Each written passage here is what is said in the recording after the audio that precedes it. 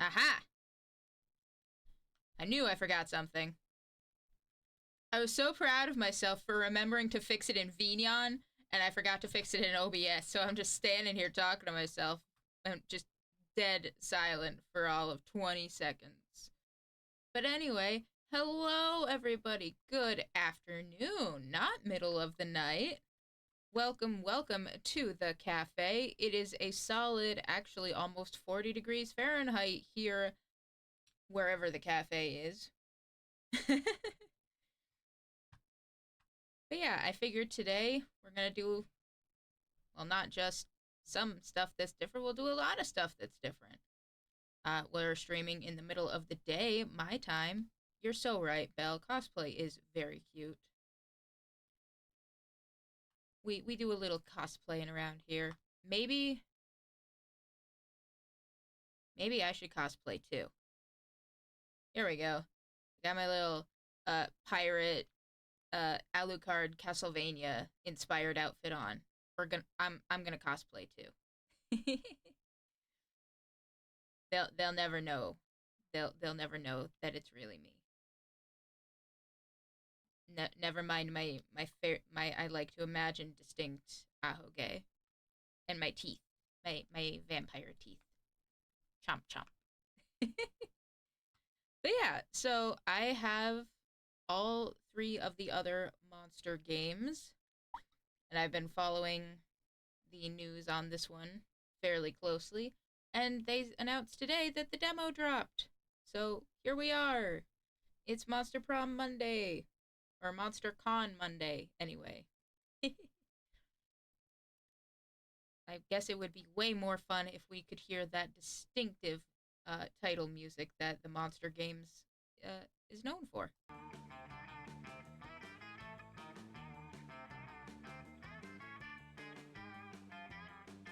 There we go.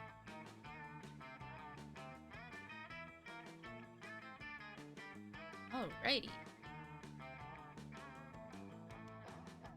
So even though I've been looking forward to this, I actually haven't looked too terribly much into it just yet. Like, I know they've announced all kinds of different characters, some returning characters, new characters, things like that. But honestly, yeah, no, haven't seen too much into it. So let's just dive right in. Let's see what awaits us in this. I don't even know how much, if at all, this is voice acted or anything. That all seems good. If it's not, I hope y'all will let me know. The fact that there will be an online mode, so presumably you can date monsters in cosplay with your friends. Maybe your friends are the monsters and y'all can date each other in cosplay. I don't know. We don't judge. What we do is we sit here and we sip coffee because I made it like 4 hours ago and I haven't finished it yet.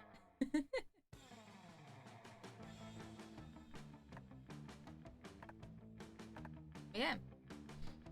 Let's dive right in. I'm a little afraid of this already, just this black and white bear. How many Danganronpa references are there gonna be? I'm a little scared to find out. At any rate, let's play. It says it's mostly compatible with a controller, but I figure keyboard and mouse is probably okay for now. There we go. Hopefully that's good. If it's not, I can always move some more. One player. Ah, it's me! Knowing what I know about, at least from like the first or second game on, there is no way in hell I could give the narrator his proper voice. But at least I will admit that, and I will just, maybe I'll do a stereotypical, in a world, kind of narrator voice. No, that would absolutely rip my throat out. Anyway. Ah, it's you! Oh, I forgot how fucking cut the narrator is.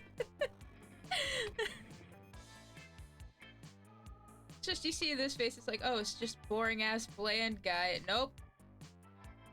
Yeah, you know what? The narrator of the monster games is actually the fucking Giga Chad guy.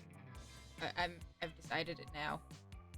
Welcome to the demo to Monster Prom 4, MonsterCon. MonsterCon goes back to our original formula, a multiplayer dating sim where you can date monsters. Oh, pog. I mean, if you ask some people, technically I'm halfway there because I'm half vampire.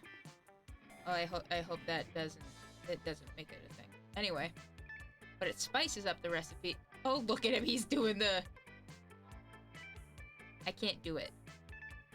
We can't see his eyebrows, but I'm imagining he's got like the little evil eyebrow thing going on, so I'm imagining he's got this whole thing going on.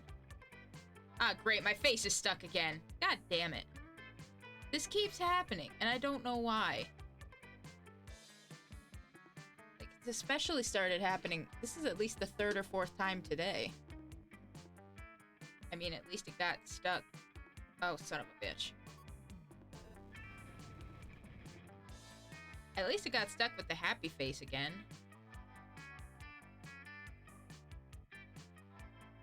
But at the same time, I don't want to be stuck like this again. This has happened before, and I have yet to figure out how to fix it. Other than just straight up closing Vignon and restarting it.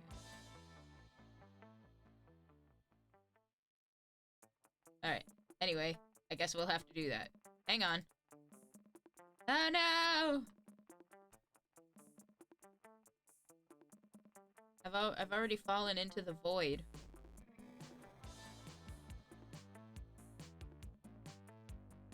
And we're back. No, my cosplay. How am I supposed to date monsters in cosplay when I don't have my cosplay? Wow. There we go. Anyway, let's see how long we can last before my face gets stuck again. If it does, it's fine. I did my entire debut stream with my face stuck. So, if it happens again here, oh well. Anyway. But it spices up the recipe with a bunch of new exciting mechanics, such as creating your own comic. Wow. Comic-Con, eh? Keep in mind that this demo is like a small but delicious slice of a much bigger cake.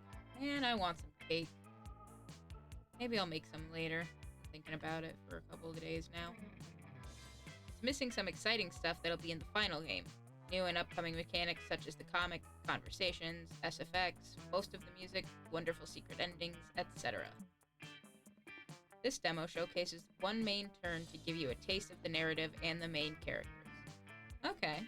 I mean, it's just a tiny taste, but that's okay. If we want to keep going with more stuff like this, like I said, I've got the other 3 games. We could just go back to the beginning and do Monster Prom. Who are these main characters, you may ask? Let's take a quick look at them.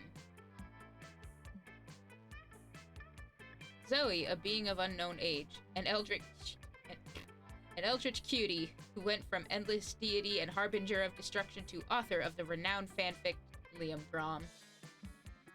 Liam de Lioncourt, 400-something years old, a hipster vampire whose standoffish demeanor hid the fact that he was truly a lovable dork. Doug Campbell, a kind-hearted slime and an avid collector of fandom merch, no matter the state of his bank account. Mood. Me fucking too, Doug. We'll get along great.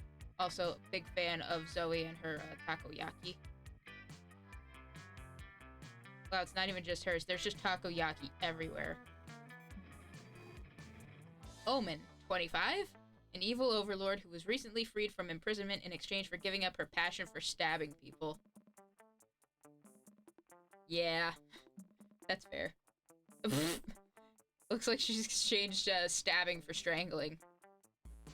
Nico Sharp, age 22, an over-the-top mimic who preferred cosplay over shapeshifting, even if they weren't always the best at getting into character. Finally, April 1st, age 24, a clown idol who's contractually obligated to bottle up all of her non-camera ready emotions inside cute mascots. Did any of them catch your attention? Yes, I love Doug. Look at him, he's so cute.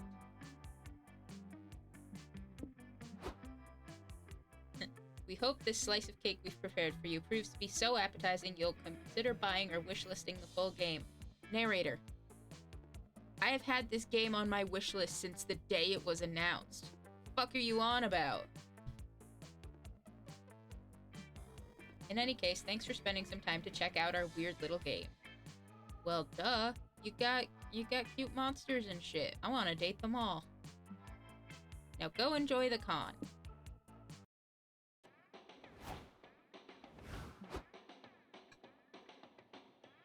Alright, so it looks like it's got the standard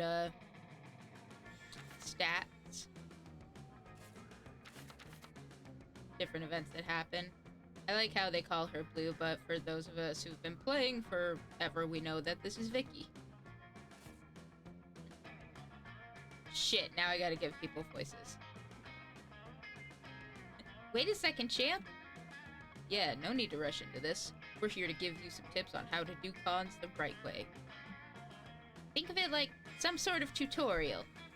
Now she's got the whole fucking little cat mouth thing going on. God knows you could use one of those. As everyone knows, the main activity of a con is finding love. Totally. Yeah, I know it isn't really, but this is Blue we're talking about. That's me. Look at her. She's probably aiming to get a date at the big end of con party. Ah, yes, the silence speaks volumes. Damn, called the fuck out. I just got here, I just opened this thing, and they're already calling me the fuck out. Well, if you want to get a date, you better get to know the other person and what they look for in a potential partner. Exactly. Do they share dreams and fears? Are your visions of the world in sync? Are your souls truly compatible? Too complicated. Let's say someone's personality can be defined through 5 traits. Smarts, boldness, creativity, charm, and fun. Let's call them stats. It sounds cooler and more video gamey.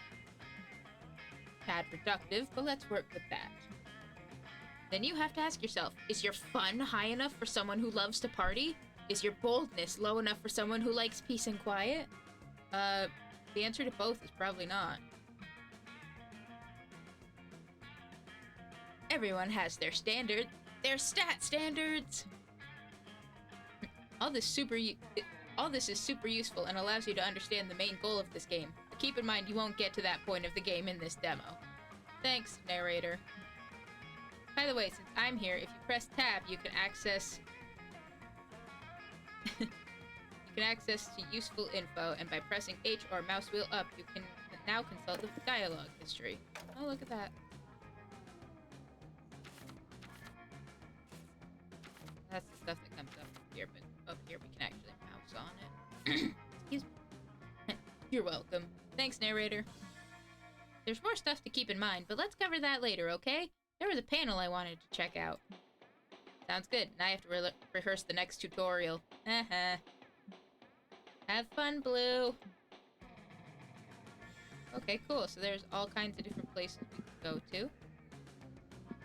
We can go back to the hotel in the outdoor area, main stage, community zone, lobby, and the merch hall. Well, let's see. I've only been to a couple of conventions before, and I do not remember dog dick about how they work. I mean, obviously there's your panels and stuff you want to go watch. Now, personally, I'd rather... Well, let me try that again. I'm sure each corresponding place, yep, corresponds to a different stat. Like, I think this is creativity, that's fun, that's boldness, that's charm, and that must be smart. So depending on who we want to end up with, we would try to go to a different place so we can up that stat, or at least get the chance to up that stat. Going just based on what I would do when I go to a con, I want to go to the merch hall first. Near the merch hall, you find a gacha shop. You put in a coin and you get a real buff duck. Random, but cool. You put in another coin. You open the gacha and there's a letter? please help us. We're buff ducks imprisoned in these balls by the Gotcha Masters centuries ago. It all began when... And you're already bored. Get another gotcha ball and... It's another buff duck. Cool. Take 2 charm. This is also where you usually find the other characters. I don't know if it's going to be like previous ones where it might show you where they'll be, or they'll just show up randomly. Different events can take place in different things. Stuff like that. In this one, you, Liam, Omen, and Doug are wandering to the merch hall looking for the stupidest t-shirts to gift your friends back home when... Oh good, I was hoping Doug would be here. Hello, do you want to buy my zine? It's a riveting chronicle about the adventures of Super Vacuum Cleaner. I would just... Jesus Christ. I would sooner spend my money on a leisurely root canal. Be gone from me. But Owen's money and her leisurely root canal are put at risk when a mugger jumps out and holds you all at gunpoint. Oh shit. Give me all your valuables or get ready to die. No thank you. Can I stab this man, Liam? No, that will corrupt your redemption arc. Just give him your valuables. They're not worth risking our lives. Damn. Aw, but I just bought this limited edition Goku Tamagotchi. I'd be willing to take 1 or 2 bullet wounds for it. Doug, you literally have like a knife in your head. And you're a slime. I don't think that's gonna do much to you, buddy. At least not for a bit. Like, it'll be a slime wound, but you won't actually die. I hope. Fuck that, I don't want your wallets or your jewelry or even your Tamagotchis. Thank goodness. I'll kill you if you can't offer me something truly valuable. Like a fanzine about vacuum cleaners with superpowers.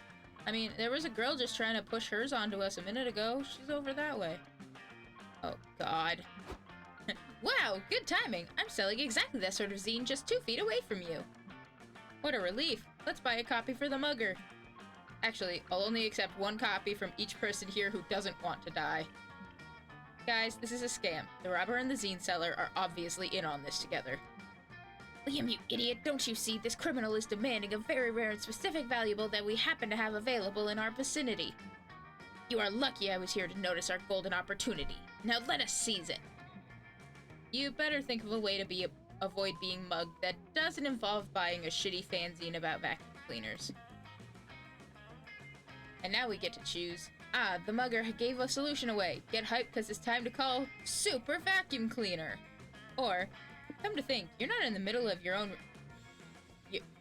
You're not in the middle of your own redemption arc, which means you're good to stab the mugger yourself. I just love how equally chaotic and shit these kinds of things are.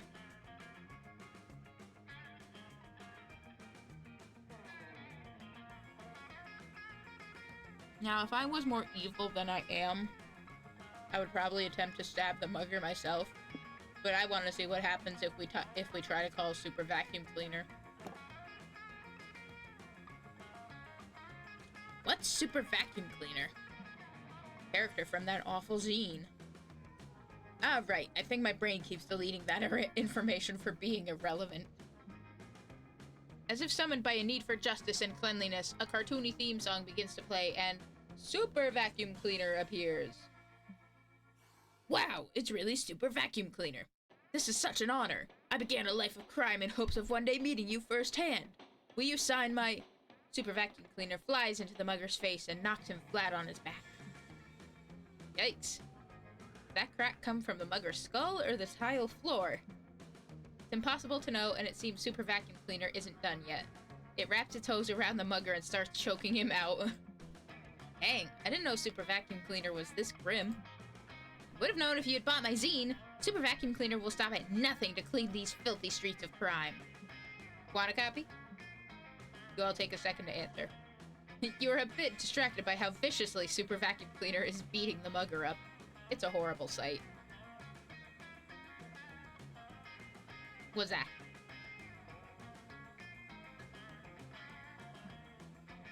It's still a no from me. Well, who are you to judge a vacuum cleaner for using gratuitous, unnecessary violence? That's how you solve half your problems anyway. So true. You gain 2 fun for meeting a superhero, but lose 2 boldness. Aw, man.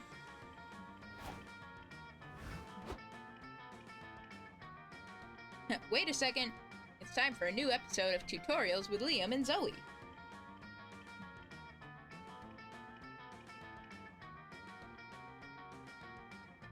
I laid it down in frustration on the table and my hand waved over it. I sat there when it worked and was like, you son of a bitch. Yeah, that does sound about right, honestly. I mean, I'm glad you got it figured out, though.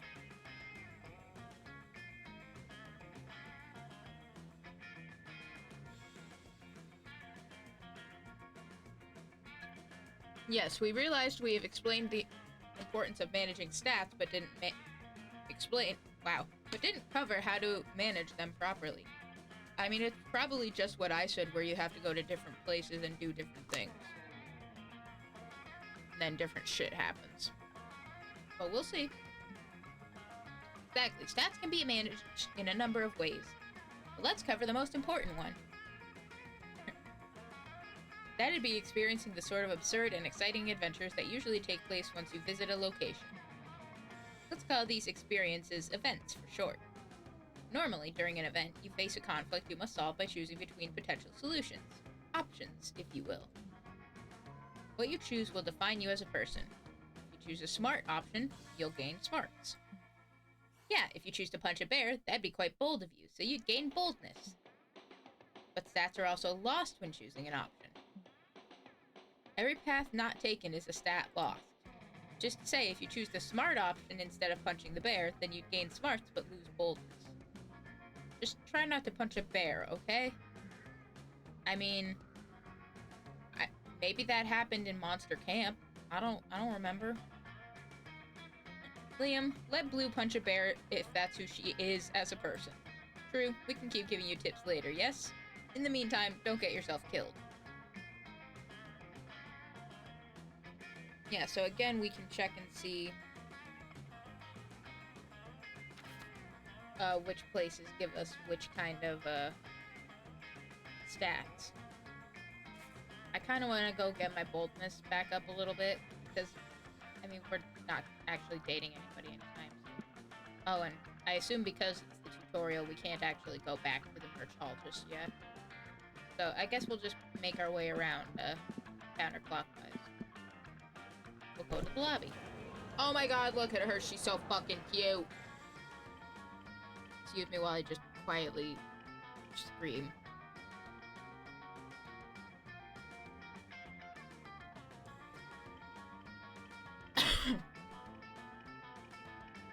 And accidentally inhaling my tea a little bit.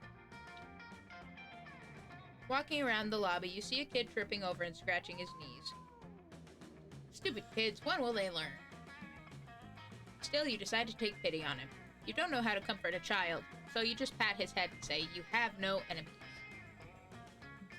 You leave, proud of your words of wisdom. He doesn't stop crying, but you gain 2 boldness for how cool you looked inside your head. You're done with April while she does... Well, you're with April while she does a meet and greet in the lobby when Nico and Omen suddenly come running over.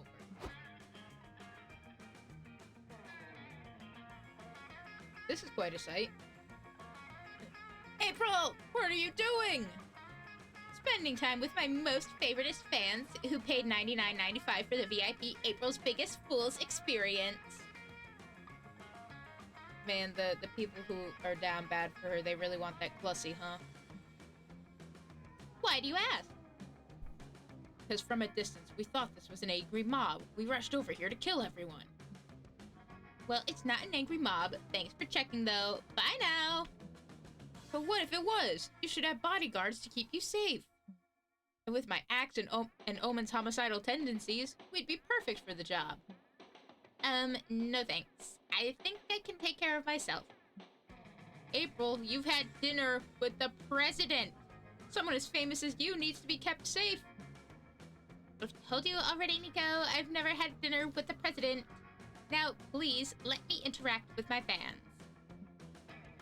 Okay, who's next in line for a photo? Nice to meet you, sweetie. Say cheese. That is certainly a fucking face. Just, ah! Just, I'm in so much pain. Jeez! Wait, April, what if this fan came here to murder you? I think there's a 20 to 60% chance of that. You're making those numbers up! Oh, sweet April. All numbers are made up. You know what's very real? People who want to murder people who have dinner with the president. Omen, grab your weapon. Nico and Omen won't be easily dissuaded. Show them that this fan is harmless before they shatter April's reputation, or someone's skull. Oh boy. Do your best fly impersonation and buzz in the fan's ear all day. She'll either punch you eventually or otherwise prove that she wouldn't hurt a fly. Suggest that April fight the fan in one-on-one combat. If April wins, the fan clearly poses no threat to her.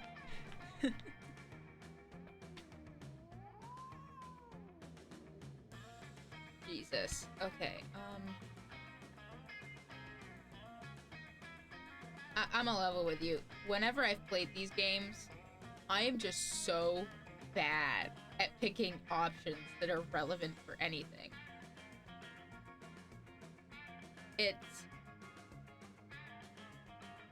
It's always something. Like, if I want something to happen, I will pick an option that I think will get that result, and it's always the damn ass opposite.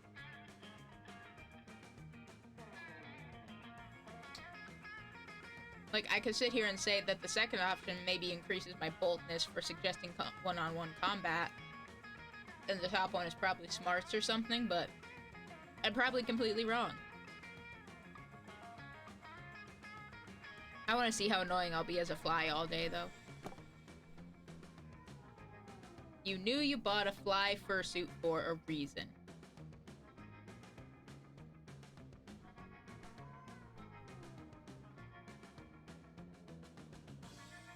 Fly fursuit.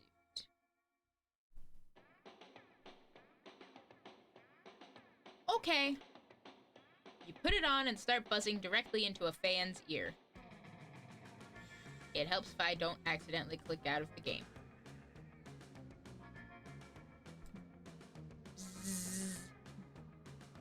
Nice fly impression, Blue. It's super annoying.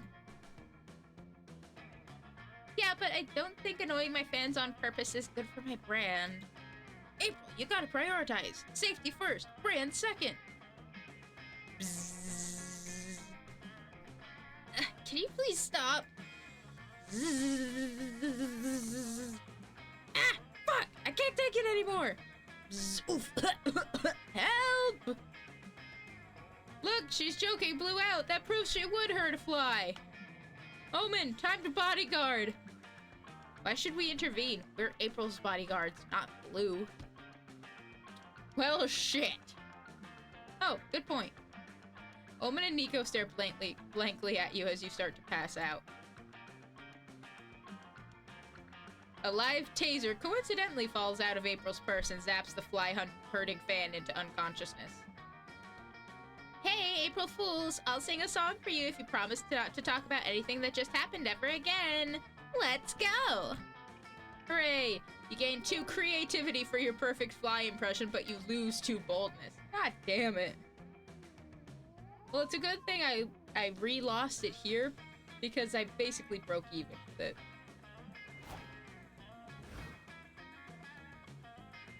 See, that's exactly what I'm talking about. Like, I will sit here and think that maybe it'll go one way, and then, nope. Completely wrong. Excuse me. Let's go to the community zone, which I think gives us fun. Yeah, so fun! Oh, we playing Go. You sit down to play a really complicated European board game. You don't want to make a fool of yourself, so you pick up the manual and start reading. Days pass, seasons change, cities crumble, and you are covered in sand. Or, cities crumble and are covered in sand. When you finish the manual, you find yourself alone in an empty post-apocalyptic wasteland. Just kidding, you fell asleep. But what you did get to read of the manual gave you 2 fun. You're playing a board game with April, Zoe, and Omen when you're suddenly cornered by 2 sharp-dressed women with clipboards. So remember how I was being a fly earlier? She didn't like me infringing on her brand. Hello, ladies and lady adjacents. Would you mind participating in a quick focus group? We'll give you free chips. We were kind of in the middle of something. Wait, Zoe. I am a lady adjacent who likes free chips. I would like to proceed. Got our priorities in order. Thank you for the lurk. Thank you for coming in. Oh, hang on. I'm doing a big stretch. This is what I get for trying to multitask. Whew.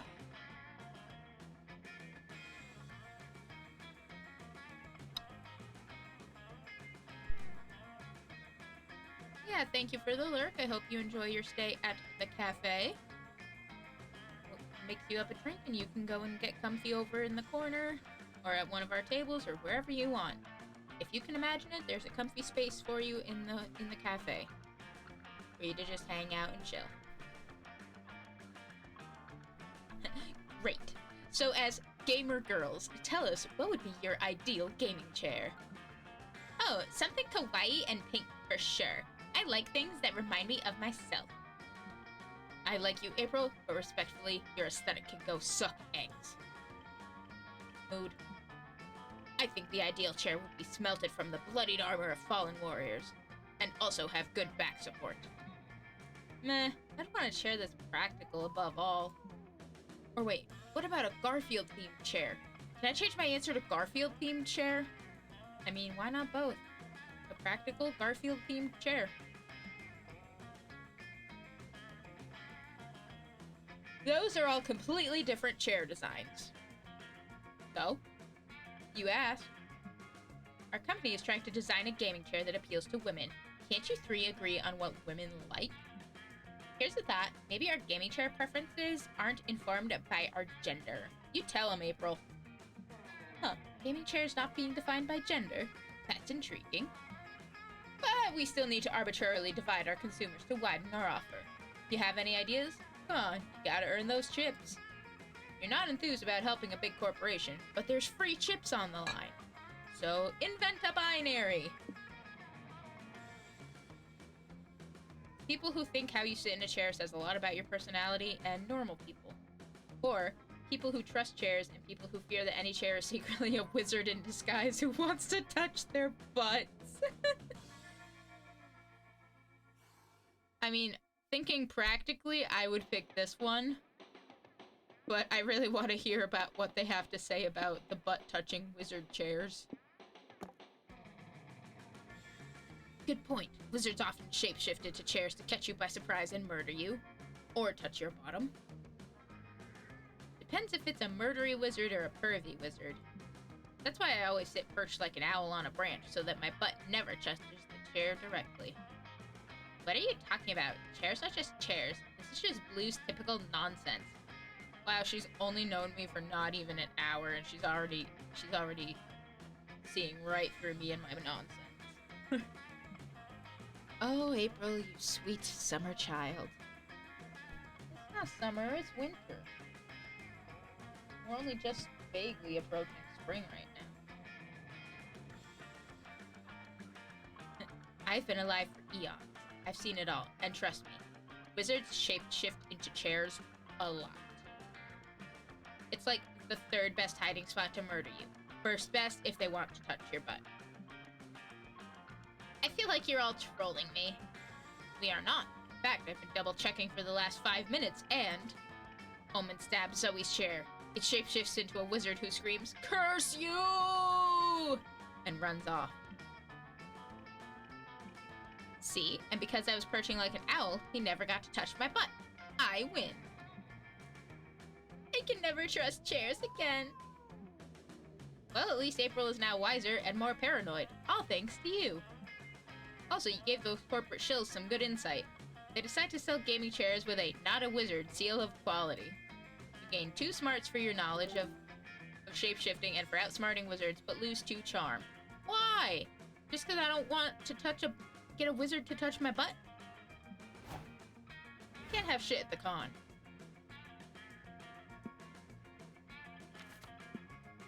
So I don't know what these are, if these are like different types of specific events or something. But we're just gonna keep going. Go to the main stage. We're gonna get a little smart. SMRT, I mean SMART. New proposed TTRPG classes. Phage, Mage, Druid 2, Guy with a Gun, Rogue. Was this already a class? I can't remember. You sit down to watch a panel about the new proposed TTRPG classes. There are tons of cool options, like Insurance Salesperson, Horse with Knife Shoes, and Steve. Are we talking like Steve from Minecraft? Because everybody knows in Smash Ultimate he's fucking busted.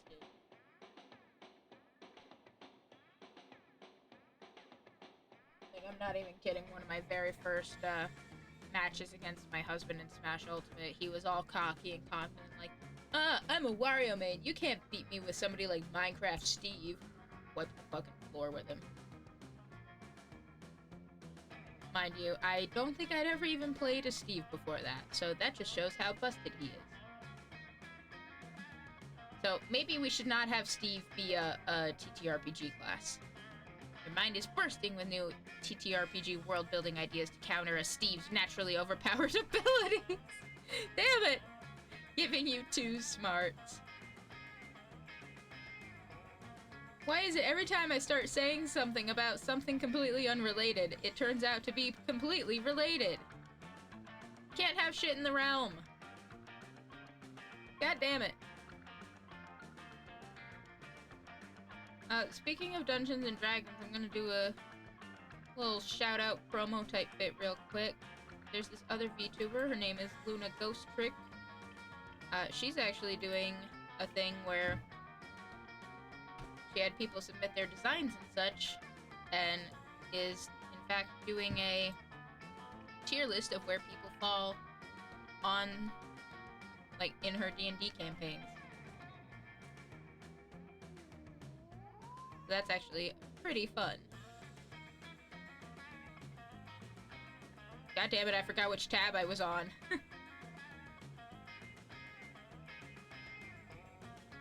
Maybe, if she's still going when we're done, we might go right into her or something. Or if you want to go check her out at some point, check out that VOD. It's pretty cool. I may or may not be on that list somewhere.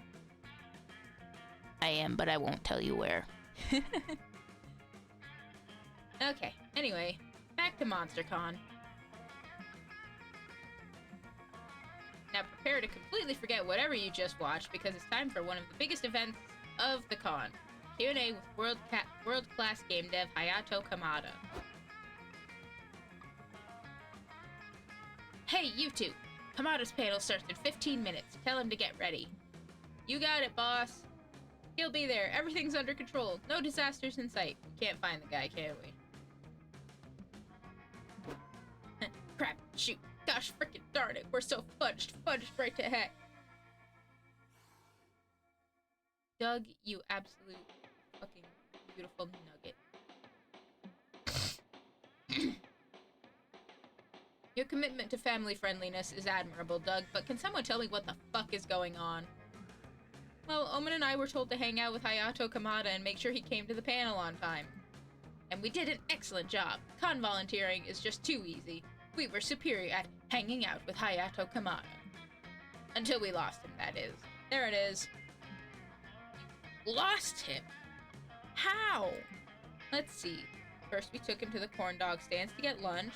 Then one thing led to another, and we bet him $20 he couldn't do a backflip. Best $20 I have ever spent. Then we had a spirited debate on whether or not the color red actually enrages bulls. We could not agree, so we went to find a bull to see if it was true. But apparently the only place you can find bulls in this city are zoos. Such is the absurdity of this modern era.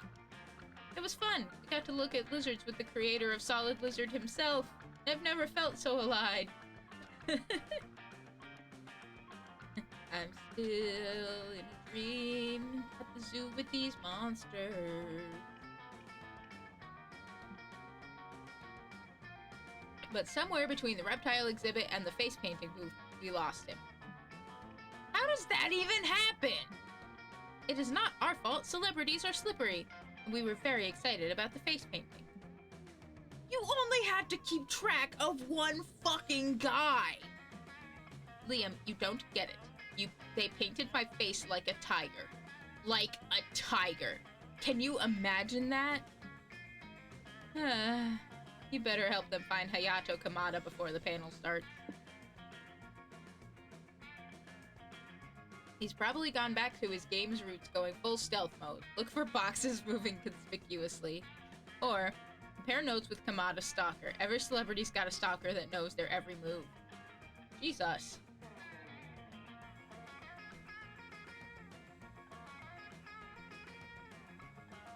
I think this option's too funny. We have to go with looking for boxes. Great idea. You all start looking for boxes. You lose precious minutes and find no Kamada. Damn it. This is not working. Of course it isn't. It was an absurd idea. That's never stopped us before. None of you notice Hayato Kamada emerge from a nearby box until he shoots Liam in the leg. Ah! My leg! I win. You win what? The most famous asshole to ever shoot me award? No, I win at hide and seek. I was playing with Doug and Omen. Ah, yes, and I suggested we raise the stakes by betting that he could not shoot Liam in the leg before we found him. This is the best $40 I have ever spent. Right. Gosh, how did I forget about that?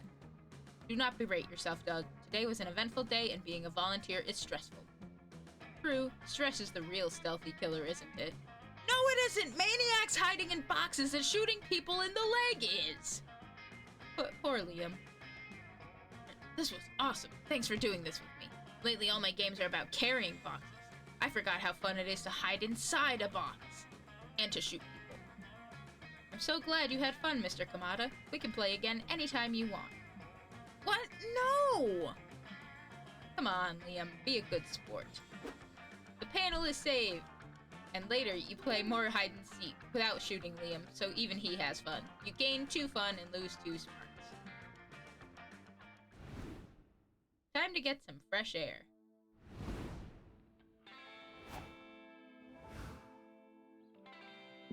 Oh cool, this is like the sitting at the lunch table thing from the very first one. So we can either go over here with Liam and Doug, over here with April and Nico, or over here with Omen and Zoe. I'm still a fan of Doug, so I'm gonna come over here. Hold it right there, champ. Unfortunately, this demo has nothing programmed for this map. We included it to show you some of the stuff that you'll find in the full game. Here in the food court, you will be able to go on cute chibi dates, have intimate conversations, meet lots of other characters you can befriend or even date, and even spend some time by yourself and reflect on stuff. All the while, you'll be pursuing a date for the Big Con after party. Will you find love? Will you face ruthless rejection? But that's not all. The game has hundreds of narrative events and lots of secret endings for you to find.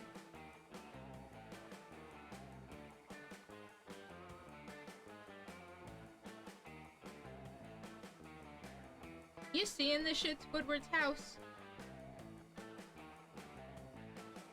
Okay, but if I remember correctly, Zoe notoriously ships Naruto and Garfield together, so I'm imagining that whatever character you're playing as, she really wants them, if they aren't already, to dress up as Naruto.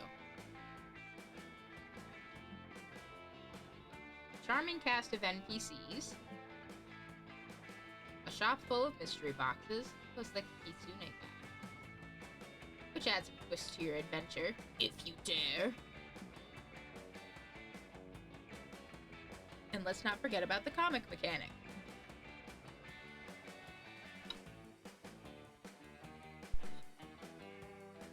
If you were in a band, what would you name it? Twin Dolphins of Fire, Surgical Eye Removal, Kawaii Eyes Forever, and Anal Beads, Sexy Deadly Whiplash.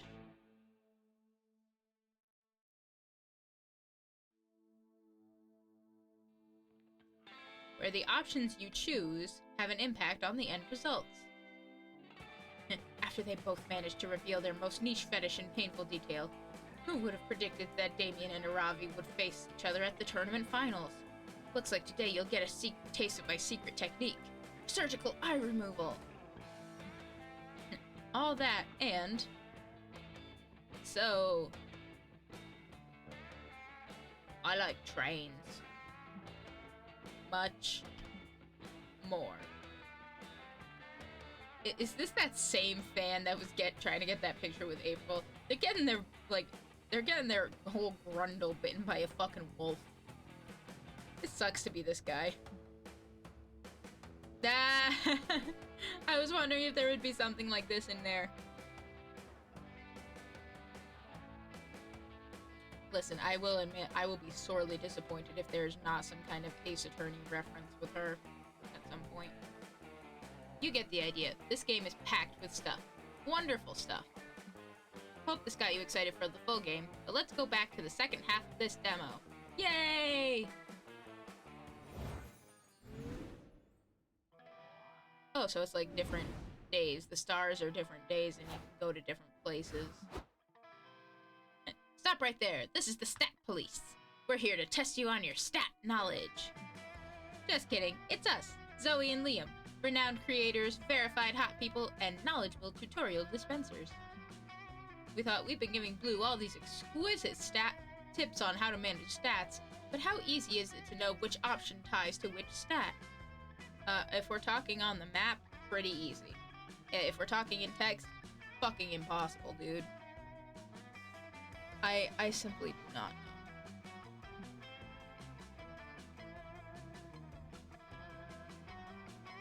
Yeah, some options will be very easy to interpret, like how punching a bear feels like a very bold thing to do. But some will be quite a bit more nuanced, and it might be harder to tie them to a stat. Which is why we've written all the specifics to every stat in a manual for you to check, which is not available in this demo. God damn it. So even if an option might not feel tied to a specific stat, or even more than one, you just gotta take your time. Try to analyze what's the biggest clue within the option, and which stat relates to that specific clue. Bro, you're making me think. I just wanna date monsters. Or you know what, just ignore stats and choose whichever option feels more interesting to you. Live, fail, have fun. That's more like it. I must agree with Zoe here. Try not to fail too much. Meh. Let's go play some DDR so I can see you fail too much. Haha, owned. Let's go, but don't be surprised if you're disappointed. See you around, Blue.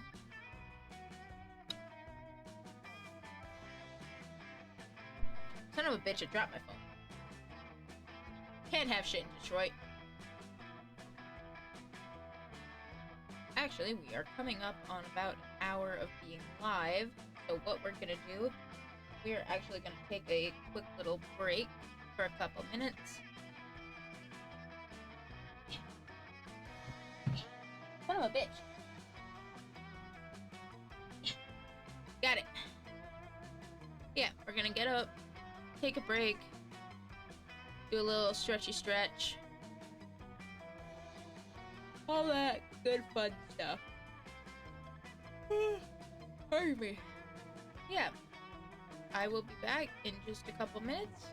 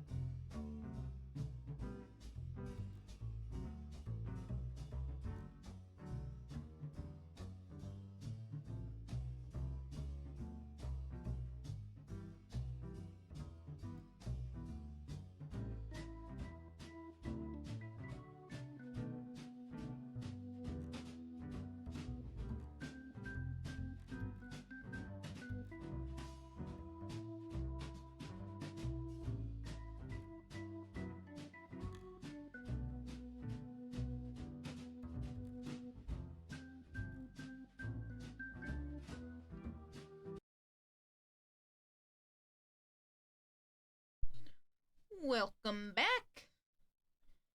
Apologies, I thought I had music set for that screen, but I guess I didn't. Well, that's just embarrassing on my part. But we've gotten up, we've had a stretch, we've got some drinks. Or at least a drink in the form of a new cup of coffee. Just a basic cup of hot coffee with some milk and some sugar-free flavor syrups. Nothing wrong with that.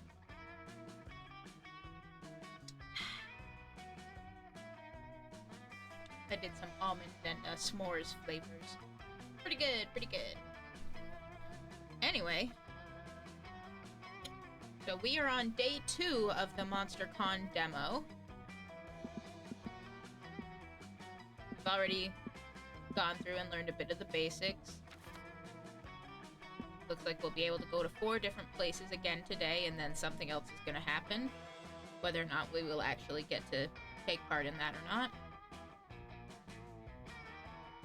So, what I want to do is, my boldness is a little lacking, so I want to make my way back to the lobby at some point, but we haven't seen the hotel and outdoor area yet, so we're gonna go there first.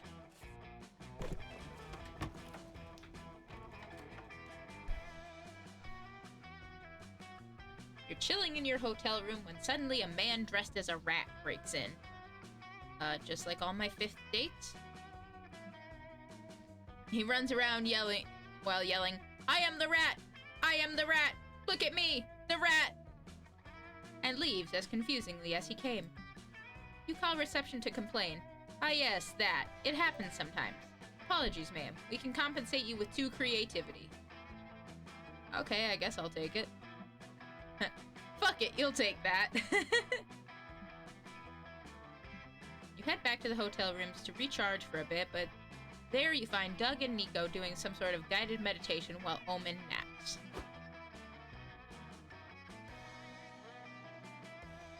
Battleship. Battleship. Ship. Bat. Aw, man, I messed up again. I'm never gonna get it at this rate. Aw, Doug, it's okay. I'm sure you'll get it figured out. I don't know what you're doing, but I'm sure you'll get it. You ask what the it he is trying to get is, because so far you've got no clue. We're training. You know the game Battleship? I signed up for a tournament later today, but all the competitors are super intense. Tattoos and scars everywhere. They kept saying really smart-sounding things like, "Yes, I used to favor the Sea Rat opening, but I've been more inclined to the Tropical Storm Gambit of late." And they all had really brightly colored hair. Not a single disposable background character in sight. Oh no!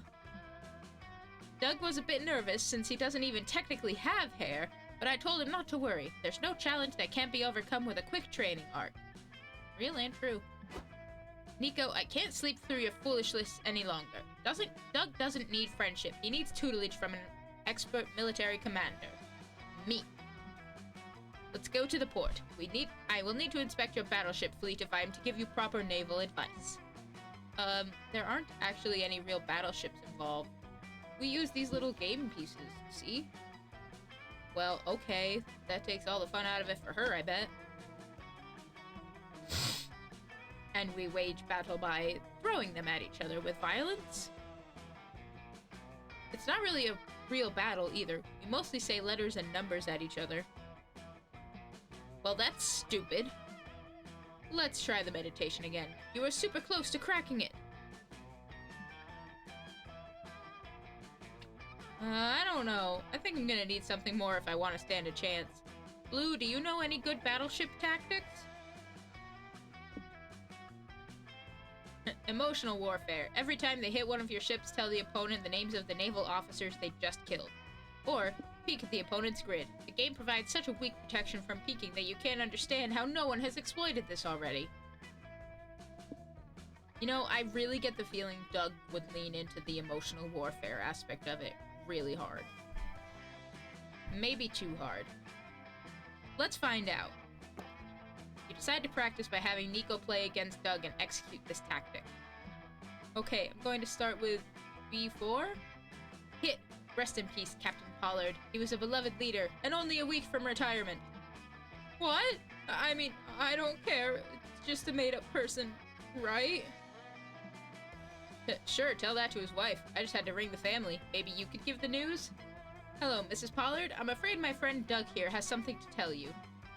No, I'm not good at phone calls. Oh, God. Hello? I'm very sorry, but your husband, he, stop your whimpering and get on with blowing up innocents. Make your next move. Okay. B5? Hit again! That was our doctor, Mr. Stevens. He was a peaceful man and only joined the Navy to search for his missing brother. No relatives to call for this one. It wasn't my intention. I'm so sorry. Go again, Doug. Try to get another doctor. I'm going to go for... Fudge, I hope I miss. B6? You sank my battleship! Everyone on board perished, including little Tommy Parker. He was only 17, lied about his age to fight for his country.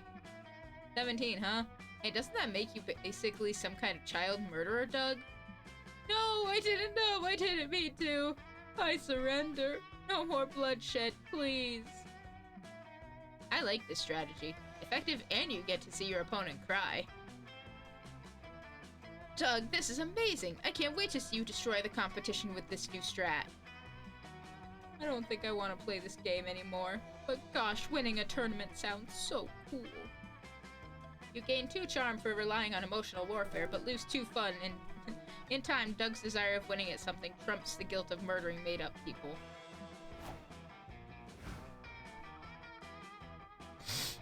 Pardon. Okay, so I'm gonna go back to the expo hall to see if I can't get my boldness back over, double digits.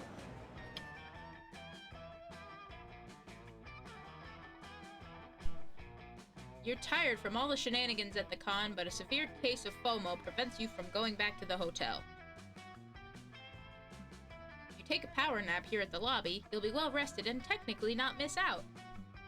Lots of people trip on you, but they say nothing as they imagine you sleeping as a cosplay performance referencing some movie or anime. You get some rest and 2 boldness from not giving a single fuck. Just like this one time in college, I ended up curling up under one of the tables in the library, and I just kind of fell asleep. Except people did give a fuck, took pictures and shared it around on Snapchat. And the only reason I found out was because one of my friends saw it and sent it to me like, hey, isn't this you? And it pretty obviously was, even though you couldn't see my face, because at the time I had leg surgery and was still in a walking boot. So it was a pretty dead giveaway that it was me.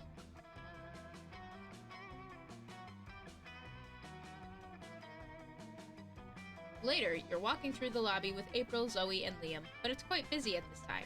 You're fighting just to stay together. Come on, gang, we can't get separated by the crowd. Let's hold hands for safety.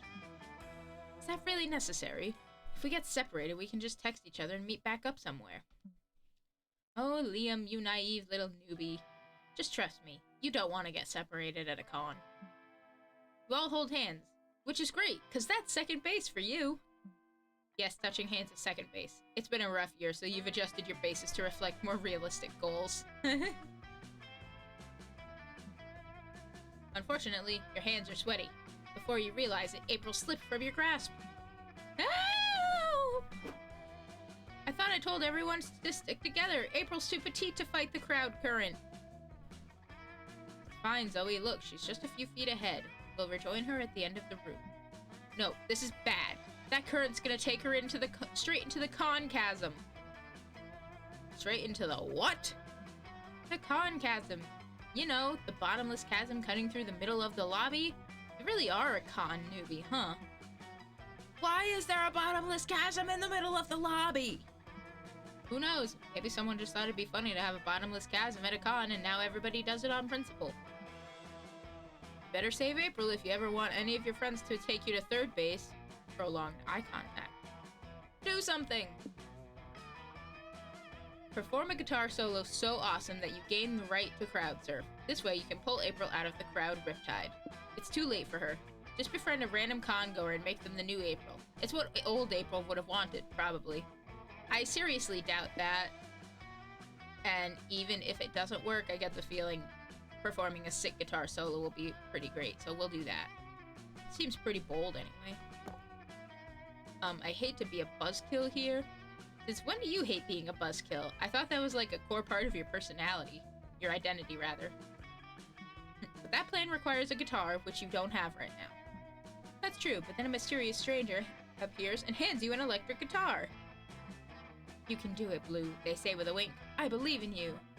What in the fuck? No time to be confused. You shred that guitar to fucking pieces with the most epic guitar solo ever. People turn to look at you, realizing how cool you are. You have earned the right to crowd surf! The crowd lifts you up. By tactically clenching your butt, you give them signals on where to lead you. You reach April and take her into your arms. Don't ever lose your grip on me again. I'm too pretty to die in a place like this. I mean, Blue, my hero!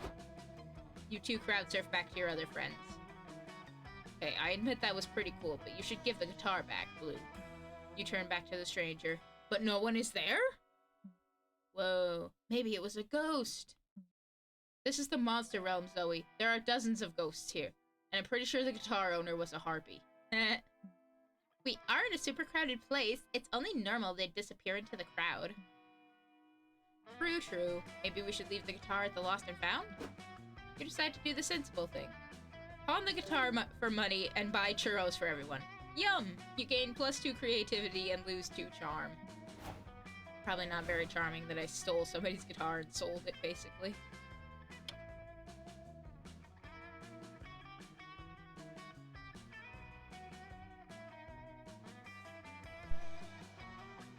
Okay.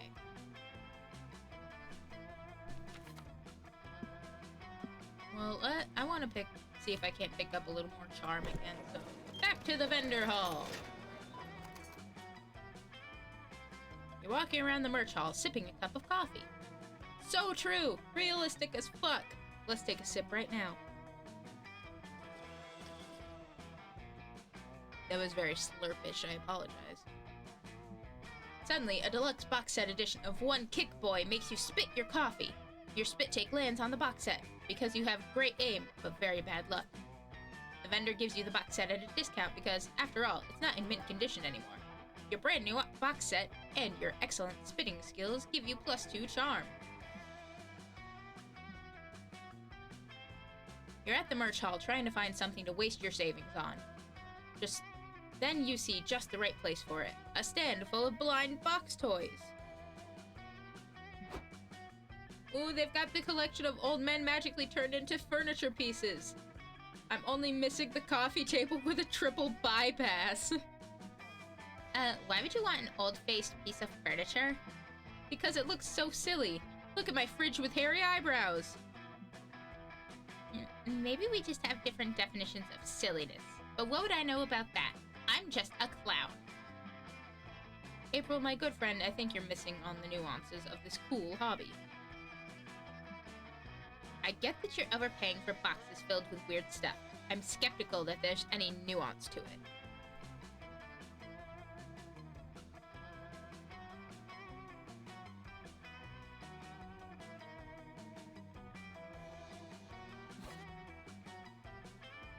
Plan proposal. You pay me $15 each and I take you to a landfill so you can open lots of boxes full of weird stuff. Going to a landfill doesn't sound super fun, but doing activities with my friends... Wait, that was sarcasm, wasn't it? Yes, Doug, it was. You gotta solve this. Can't stand a friend not understanding the hobby of another friend, even if that's statistically bound to happen. Itchy nose, itchy nose. Maybe April just isn't into furniture with old people's faces. Pick a collection that'll make her realize how cool blind boxes are. Cute animals overwhelmed by the many responsibilities of adulthood. Characters from famous paintings, but really buff.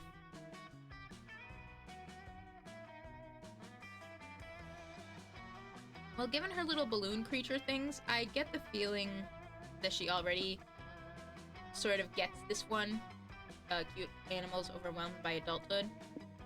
So, I want to go with characters from famous faintings, apparently. That's just so stupid, it sounds like a good raid message or some shit. Famous paintings, but really buff. That sounds slightly less creepy, but which one should I buy? Something like that. Oh, that's not up to you. You just pick a blind box and see which one you get. Wait, so I don't get to choose? No, the mystery is what makes it so magical. Well, Doug, to be exact, it's more of a marketing ploy. The deliberate scarcity of certain items turns it into a challenge, which engenders a vicious cycle of overbuying. Can't it be both? Ask your bank account. Point taken. Let's see which one April got. I got Buff Klimt's Kiss. Wow, this is weird. Look at these cakes, though. Damn, all caked up on a Monday afternoon, and for what? Well, at least we tried. I'll take this one if you don't want it. No! I mean, it's weird, but like the sexy kind of weird. Ooh, April likes muscles. It's not about the muscles, it's about the art. Fuck yeah, hot art. Of course, April, it is art. And now you can decorate your home with it. Do you want to check out other blind boxes? I still want my coffee table. In a minute, just let me look at it a little longer. Now you can all nerd out about blind box toys together. You gain 2 creativity for choosing art-based toys, but you lose 2 smarts. Well, apparently what we've learned this run is that I'm creative as fuck.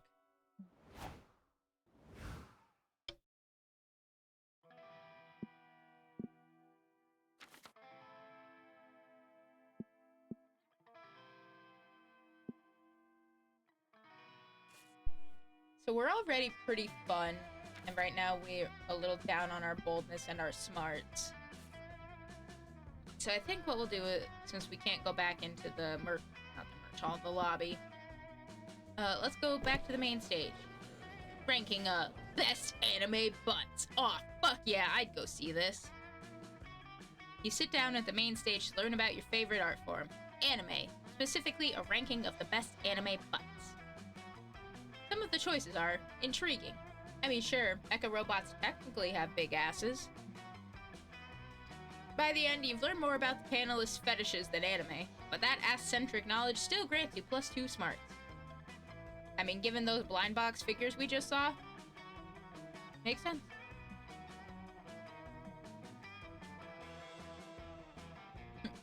Later, Liam and Zoe are scheduled to give an interview about Zoe's massively viral fanfic, Liam Prom. Greetings, you puny worms. I am your favorite interviewer ever, the undefeatable Omen. Welcome to my show. Actually, my favorite interviewer ever is the desk agent, but, you'll do for now.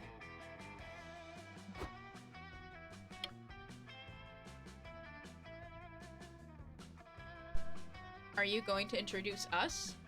Oh, right, this is Zoe and Liam. You may applaud for them. Okay, that's enough. Zoe, this thing you're writing. What is it again? Some kind of anatomy textbook? I guess you could say that. Well, Liam's anatomy is prominently featured in my work, if you know what I mean. But no, Liam Prom is a story about Liam Academy, a school where everyone is Liam. The Liams only have 3 weeks to find the perfect Liam to take to prom. Hijinks ensue. Ah, and this Liam Academy is fictional? Yes. Thank fucking God. What's that supposed to mean? Sorry, I could not have phrased it that way if I knew you were here. I would not have phrased it that way if I knew you were here. You forgot I was at my own fucking interview? What do you mean, your interview? It was I who beat up the original interviewer and therefore earned the right to use this panel slot as I saw fit. Wait, this interview wasn't scheduled by the con? Are you going to ask us a question or not? What I'm going to do is accidentally misplace my garbage can behind me. If I must, how many gallons of heavy cream can you consume in one sitting? A question about the fanfiction Omen. The rest of Omen's questions aren't much better, so when the audience Q&A starts, you know it's up to you to save this. Liam, do you think agreeing to let Zoe write a fanfiction where all characters are you was an act of intense egotism or a total deconstruction of your ego? Liam, if all the Liams represent different aspects of yourself, which Liam represents your butt? I mean, that's a really funny option, but I kind of want to know about this. Great question. You see, Liam Prom only offers the only death I can experience, the ego death. Allow me to explain that as briefly as I can.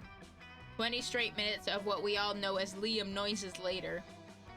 I gotta stop you there. See, I tend to tune out the moment you start with the Liam noises. Zoe, could you share your own thoughts on the matter, but please try to make them interesting? Of course. I'd say the whole concept of Liam Prom is the ultimate Liam ego trip. It even gives him a platform to make Liam noises in public for 20 minutes. Loud, upset Liam noises. Shh, buddy, it's okay. Who cares anyway? You deserve the Liam Prom ego boost. I mean, you get overshadowed by our more charismatic friends in real life enough as it is. And yet, ironically, they're like the only two returning ones from the original we've had at this point. Yes, wait, what? But not anymore. I say this is the year of Liam. Liam here, Liam there, Liam everywhere. Everyone will love Liam if he was, no, even if he is a worm. A worm? Yeah, Worm Liam. I just whipped that character up last night. What do you say, audience? Do you want to meet Worm Liam?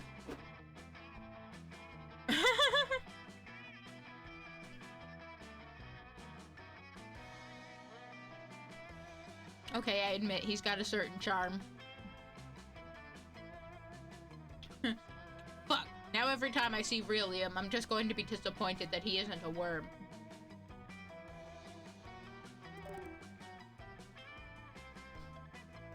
Everyone gives Worm Liam the standing ovation he deserves. You gain 2 smarts and lose 2 fun for asking such a question.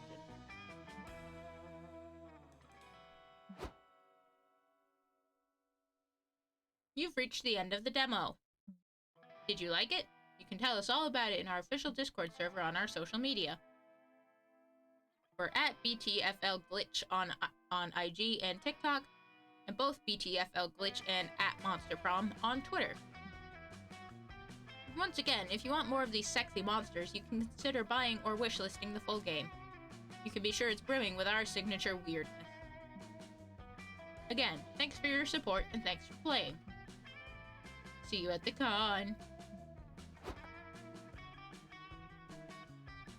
Well, I guess that's the end of the demo.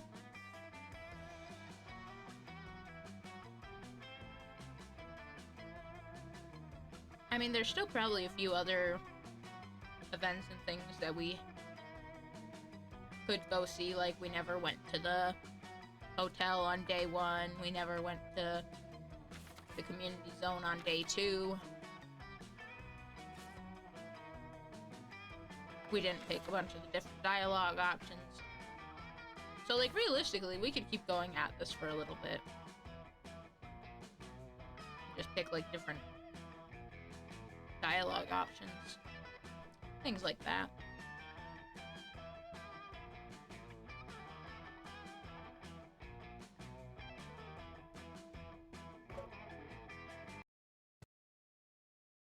Let's do at least one more.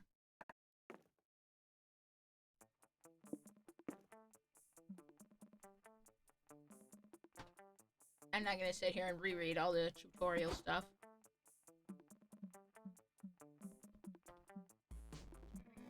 Looking at all the main characters.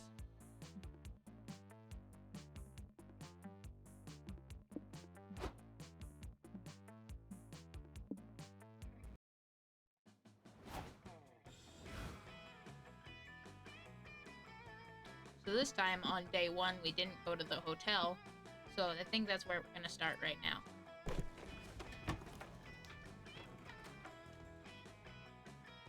Okay, it's the breaking of Ratman again. I am the rat, I am the rat, look at me, the rat. Call reception to complain. Yes, that happens sometimes. We can compensate you with creativity. Fuck it, you'll take it.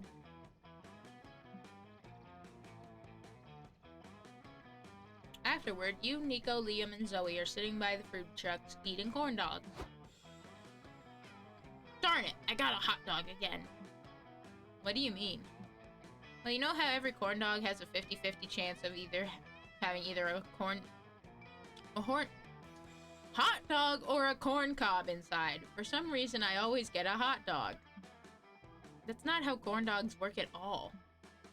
True, it's not exactly a 50-50 chance because there's also a super slight chance, like 1 in a million, that you get a corn dog genie. But you know what I mean. Give me the corn dog genie immediately.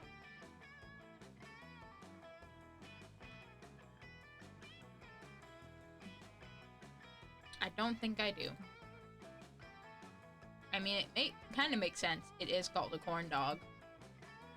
It's called that because it's covered in cornbread. No, I'm telling you, it's the 50-50 thing. Except it's an unfair 50-50 because I never get a corn cob.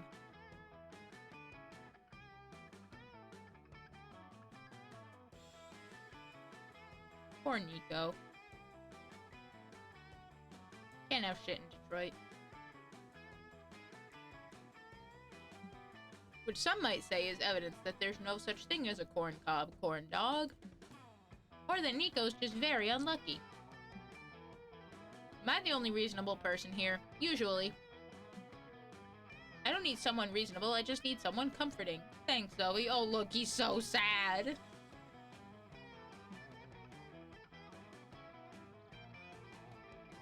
This conversation is interrupted by you taking a bite of your corn dog and getting a mouthful of magic smoke instead. A corn dog genie appears. Because of fucking course it does. What the fuck? It's the corn dog genie, silly, the one I was just telling you about. Look at him, he's so excited. He's so excited to see the corn dog genie. Oh my god, look at this smug little ass. Congratulations, Blue. You get one wish before I return to my cozy bread at home. What will it be? Wish to know why you never get a corn cob when you eat corn dogs. Or wish for what everybody wants. A beach episode.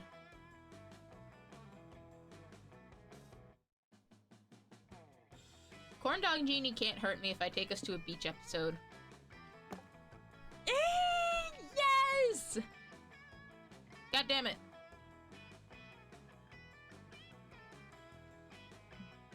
But we've got a con to attend. Why would we waste our time with a... Shut up! This is happening! Faster than you can say, can I finish my corn dog first? The genie teleports you all to a beach. Ooh, this is nice. We could spend the next 3 days just doing this. Swimming, making sandcastles, smashing watermelons blindfolded. We could do this forever. I can see it now. Monster Prom 5. Monster Beach! Tempting, but we shouldn't. The beauty of the beach episode is its rarity. Otherwise, they'd lose their appeal. I mean, that's real rich coming from you, Captain Floppy Hat. Like finding a corn dog genie. Also, why does Nico have starfish over his nipples? You know what? I'm not kink shaming. I'm just asking a question.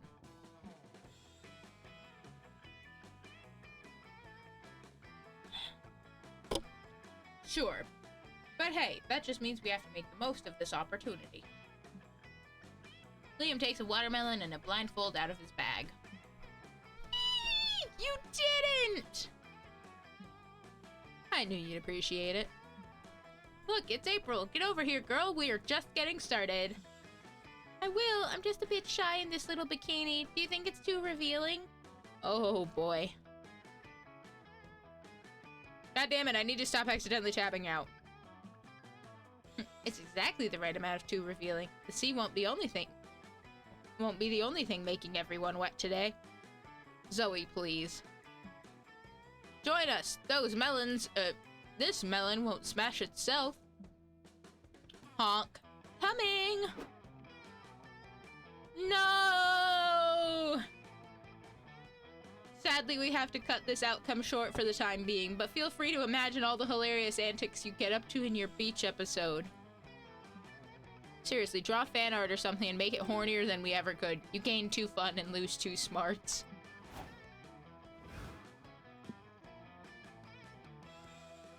Well, damn, that was pretty wild. How to make your player character truly charismatic. You grab a seat at the main stage where a panelist talks about making interesting player characters. Oh, I bet they also have different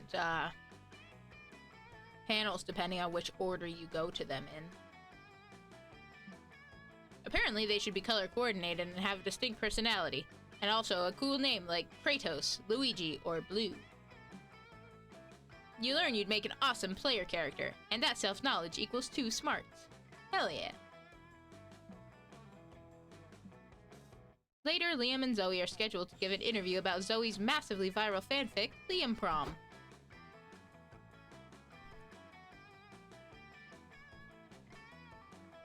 Greetings, you puny worms. I am your favorite interviewer ever, the undefeatable Omen. Welcome to my show. Okay, we've already seen this bit. Talking about Liam Prom, and I think if I say the word Liam too many more times in the next few minutes, my mouth will simply fall off.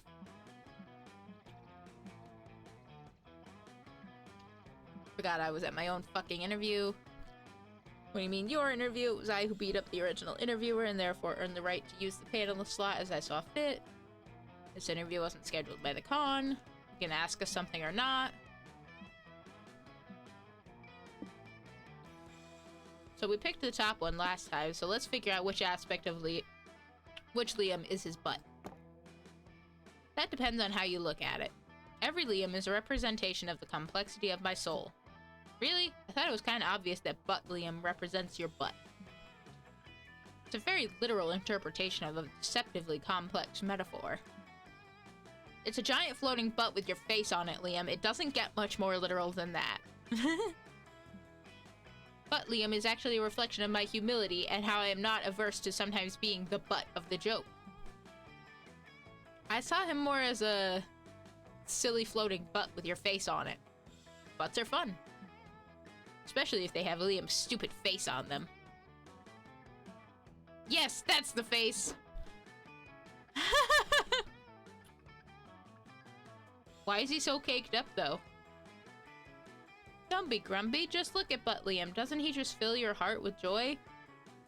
He fills my heart with something.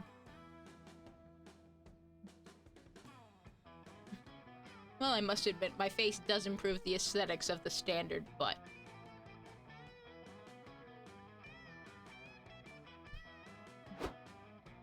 Now the real question is, does Liam's actual butt have a Liam face on it? I'm sure the audience wants to know. Sadly, you have to move on to the next question, leaving that huge mystery unsolved. You gain 2 fun and lose 2 smarts for asking questions about butts. No! We're gonna be stupid this run.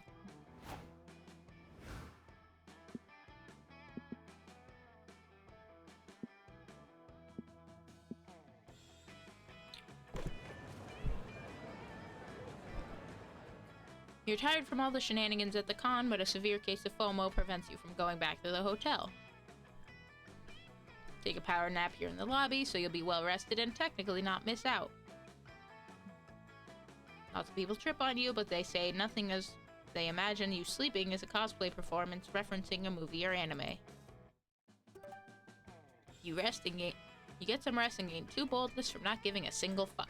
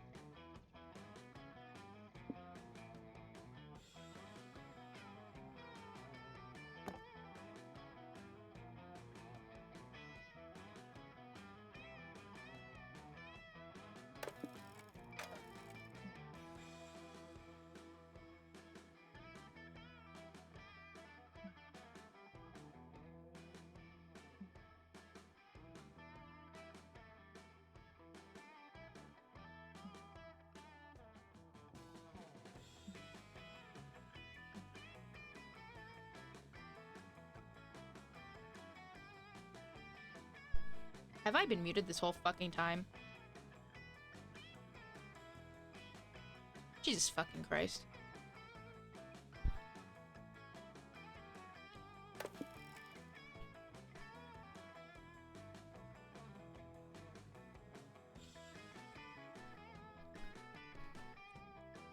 Befriend a random con goer. What old April would have wanted, probably. Not a terrible plan, but we need to find someone who resembles April in terms of humor, aesthetics, overall vibe. Or we could just grab this guy here. Hey fella, guess what? Your name is New April now. Welcome to our squad. What? But I have friends of my own. They're right over there. Points at a group of congoers waving goodbye. No, it's okay. You can keep him, they say. Looks like you're one of us now. You like operetta? That was a trick question. But by refusing to answer, you passed. I must say, I think I like the New April.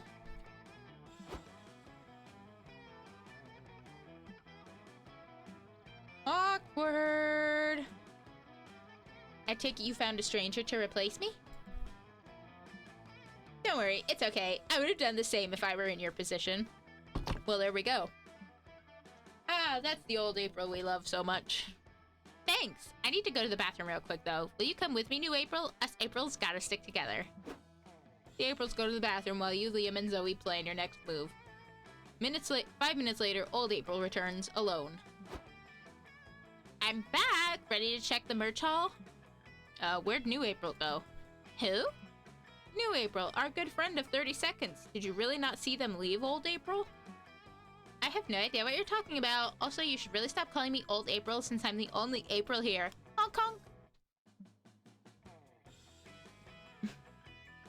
You're pretty sure that New April suffered some awful fate, but hey, at least you're back with the only April we love so much. You gain 2 charm for making new friends and lose 2 creativity. Well, damn.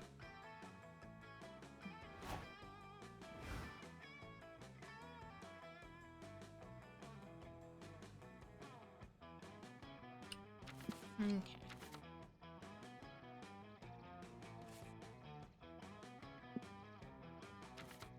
So we can either go for more fun or back to the merch hall. I mean, we're already really freaking fun.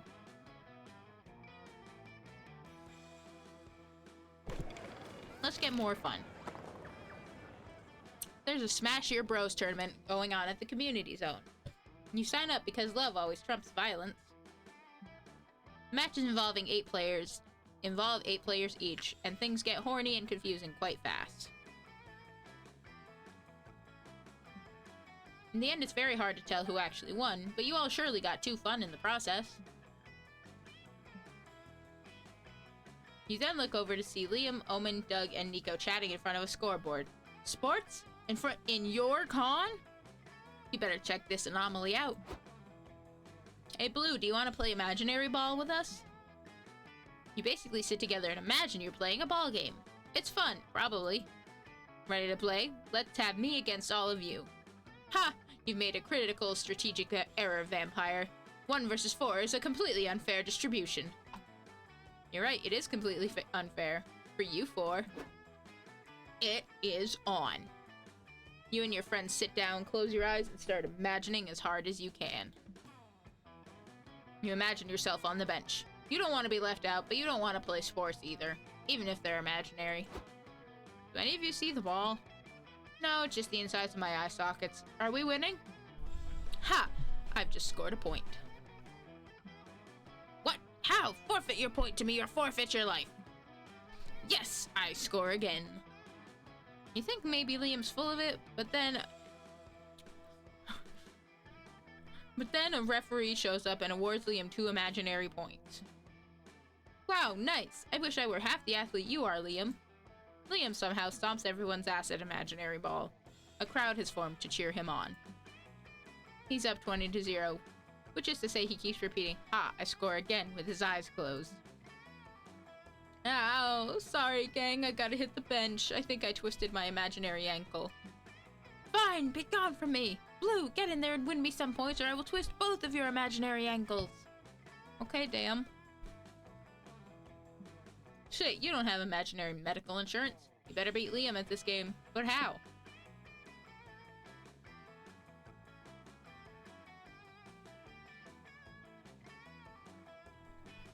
I did. I was wondering what the hell that was. I vaguely assumed it was like the neighbors slamming their door really hard or something.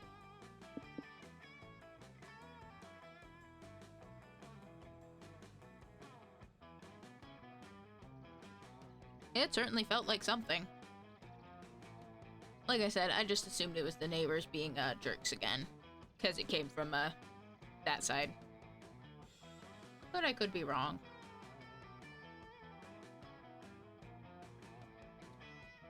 Point is, are you okay?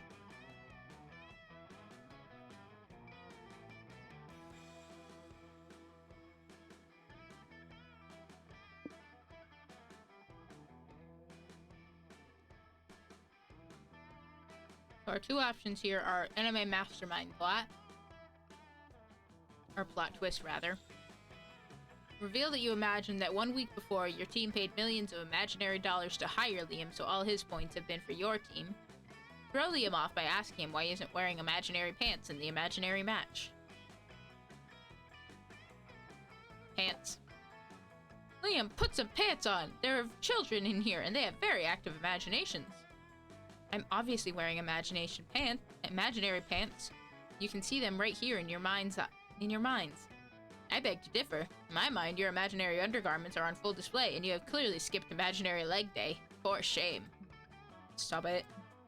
Yeah, Omen, stop it. You shouldn't shame Liam just because he doesn't hit the imaginary gym as often as we do. It doesn't make him any less imaginarily valid. I'm sorry, Liam. As much as I want to, I can't picture you wearing pants anymore. Can you remind us what your pants look like?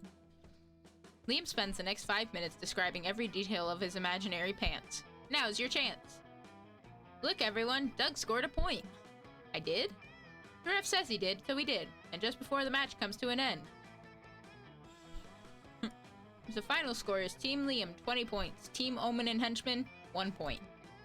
Ah, we may have been defeated, but thanks to you, my gelatinous friend, we escaped total crushing humiliation, which is better than nothing. Go, Doug, you did it! I can't believe it, I'm good at sports! While your friends celebrate, Liam puts his hand on your shoulder. You got me in the end, Blue. I respect that. I rarely see a team score even 1 point against me. Even if I always play without pants on. Did he just wink at you? Or did you imagine it? You're not imagining the 2 fun you get. At least. Or the 2 smarts you lose. Man, I'm gonna be dumb as fuck this run.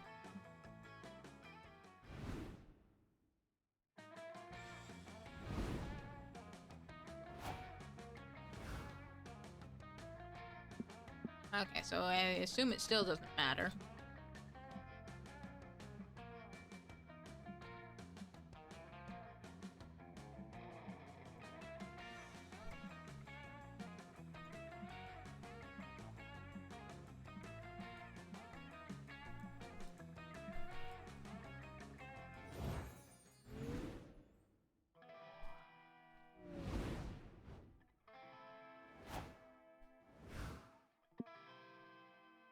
Okay, so I know we just did it, but I legitimately can't remember where we didn't go at the end of the last run.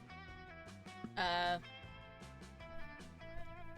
think we were charming as fuck, so we didn't go back to the merch hall.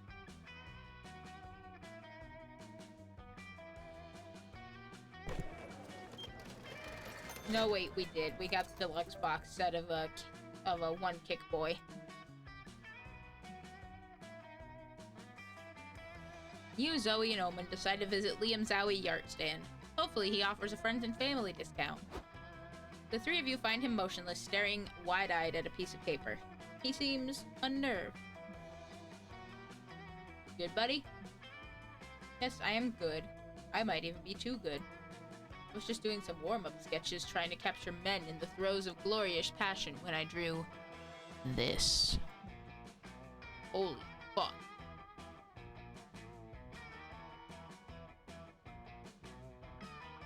What is the matter with you two? You look as if you've stumbled upon an ambush. Let me see. This is the most beautiful cock I've ever seen. I know. Liam, I have a confession to make. I've always secretly thought that your yaoi hobby was stupid. Secretly, you told me twice just yesterday. Whatever. The important thing is that I stand corrected. This penis is the most glorious thing I've ever gazed upon. Are you selling this one? Name your price. I'll give you anything. I'll give you $5. Wait, account for inflation. I will give you $5,000. Sorry, I don't think I should sell this piece. It's too much art to be contained in a single page. True, so what should you do with Liam's phallic magnum opus? Draw some underwear on it, the world is not ready. Or eat it to consume its raw power. What do we think, chat? Draw some underwear to cover Liam's overly powerful penis? Or eat it? Do it. Frankly, I'm leaning towards eating it to consume its raw power.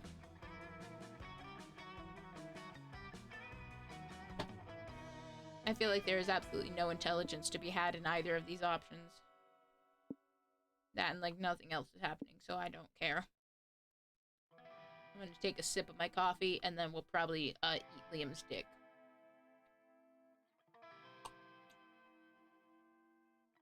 You snatch the drawing and shove it in your mouth. What the hell? Did you just eat my cock? Fuck, this truly is the best timeline. Perhaps it's for the best. Quite frankly, Liam, I was already considering stabbing you in your sleep and stealing the immaculate cock for myself. Good point. Blue eating your cock probably just saved your life. Who cares about my life? Blue deprived the world of my beautiful art. Liam, that cock was the kind of cock that starts wars. It would have been the cock that sunk 1,000 ships. It was the hypothetical cock of Helen of Troy.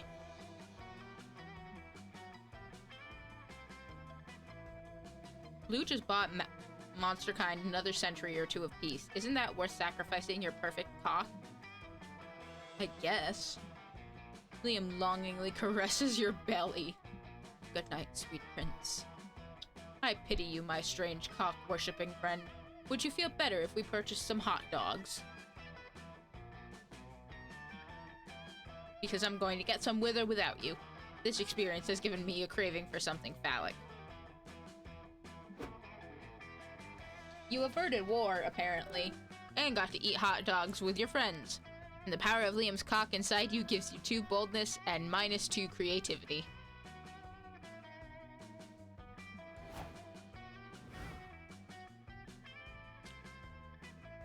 Well, you heard it here first, folks.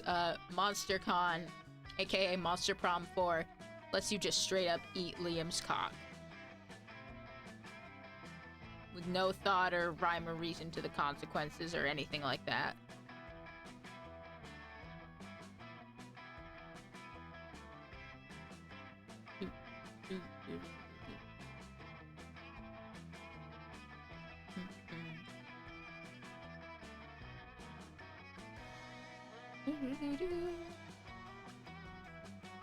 Sorry, I like this music too much.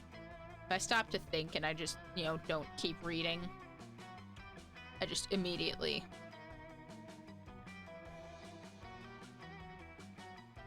just jamming.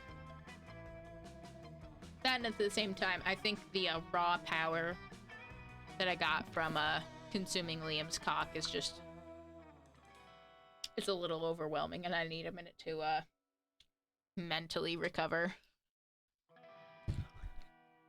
from the pure raw phallic energy that we just absorbed. Okay.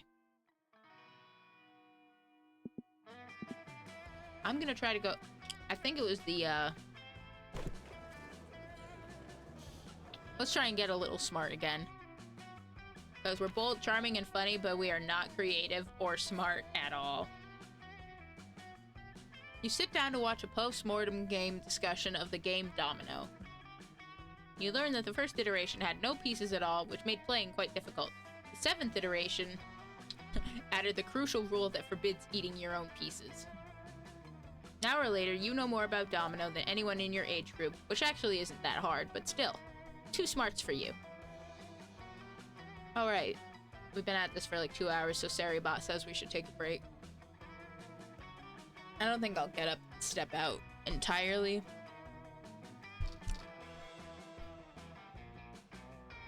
But I will take a moment to stretch out and de-shrimp.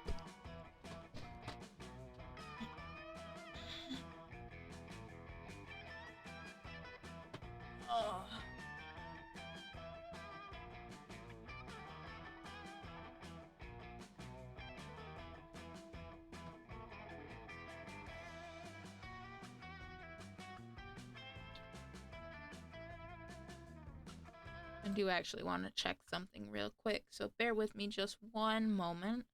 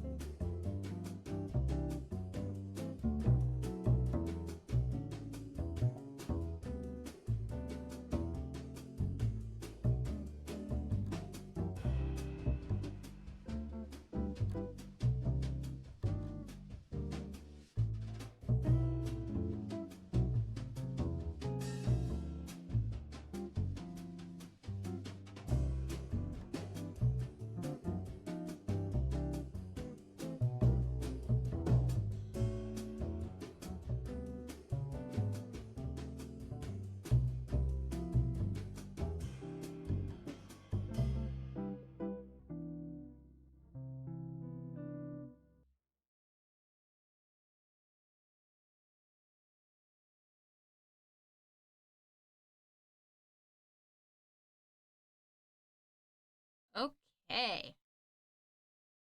Took a nice little break.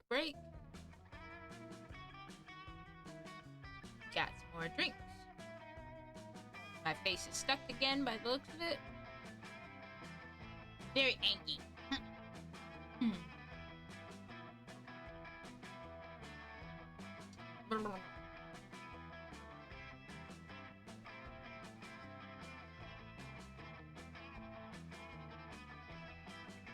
Well, I didn't mean to come over here. Give me one sec.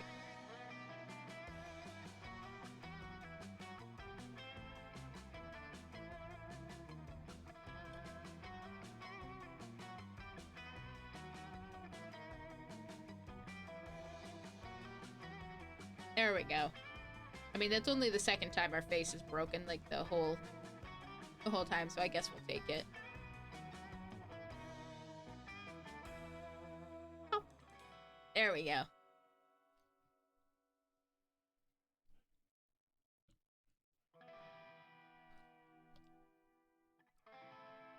Now that we've gotten ourselves... There we go. Now we're all good to go.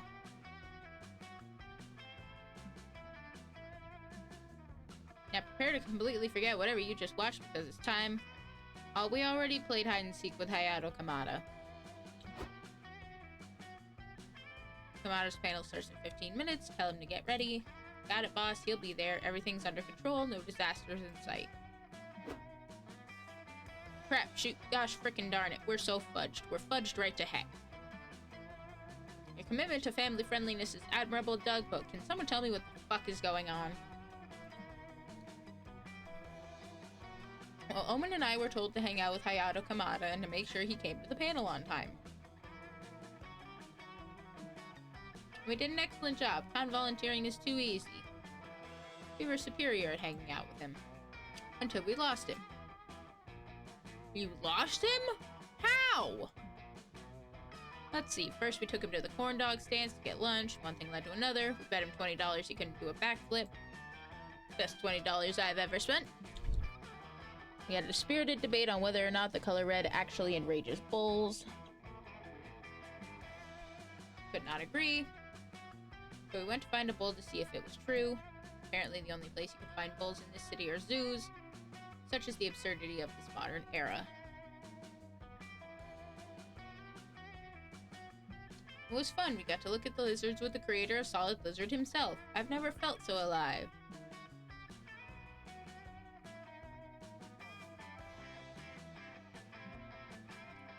Lost him at the face painting booth. Celebrities are slippery and we got very excited about the face painting. Only he had to keep track of one fucking guy. Liam, you don't get it. They painted my face like a tiger. Like a tiger. Can you imagine that? Better help them find Hayato Kamada before the panel starts. Well, we looked for him in boxes last time and Liam got shot in the leg, so let's see what his stalker knows this time. Because the internet is beautiful, you find a whole subreddit where stalkers compare notes and collaborate for a deeper, more comprehensive degree of stalking. Let's open a thread and see what Kamada was doing today. User Feisty Little Goblin. I checked his trash last week. He ate pasta on Thursday and bought a new pair of shoes. Doug Campbell throwaway. Thanks, that's not very helpful though. Put your real name in the throwaway account? Of course, how else will people know it isn't me? Kamada Senpai noticed me. I've been tracking his visit to SpookyCon. Did you know he spent most of the day hanging out with two incompetent volunteers? Look, Omen, we're famous! Kamada pissed. I planted a tracker on him, but it stopped sending a signal almost an hour ago. It could mean he's underground, in the sewers maybe? Oh, I remember. Omen told him that it's impossible to catch a big sewer rat with your bare hands, so maybe he went to test it. That tracks. It is impossible indeed. Ugh. We found him. Thanks, everyone. Please pursue healthier hobbies. Feisty Little Goblin. Should I check his trash again just to be safe? You search the sewers and find Kamada covered in bites, blood, and sewer goo, carrying a huge sewer rat. That mad lad actually did it! Fuck, This might be the first time I ever wished I had two bare hands. Get to the panel just in time, and Kamada is giving the panel with a rat in his hand. And Kamada giving the panel with a rat in his hands is hailed as yet another disruptive move in the industry. Gain 2 smarts and lose 2 fun. Finally! We're getting a little smarter.